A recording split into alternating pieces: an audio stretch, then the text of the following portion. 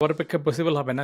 আপনি একটা এক্সপ্লোরেটরি একটা মুডে চলে গেছেন। যে আপনি ভবে-ঘুরে টাইপের বিভিন্ন কাজ করতেছেন, দেখতেছেন, এটা সেটা করতেছেন।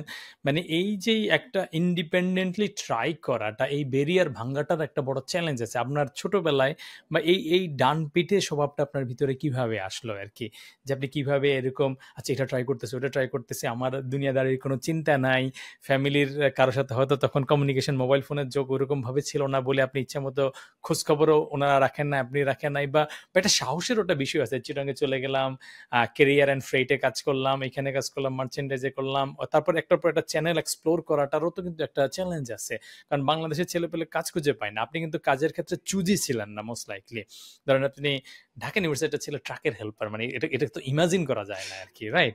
মানে মানে কেউ তো বিশ্বাস করা তো পরের হিসাবে আরকি, এটা তো চিন্তা করা যায় না। সো মানে এই সাহস কম্বিনেশন, দুরন্তপনা, মানে এগুলো আসলে কিভাবে আপনি একটার পর একটার পর এক্সপ্লোর করছেন? Is it kind of like আপনার কিউরিওসিটি? সাহস কি জিনিস আসলে? মানে আমি এটা জানার চেষ্টা করতেছি যাতে না, ধরুন এখনকার আম ছেলেপেলেগুলো কিভাবে এই ড্রাইভটা দিতে পারবে। মানে নিজের মতো করে এক্সপ্লোর করাটা আরকি। তারপর একটা জায়গায় সেটেল হইলা আরকি।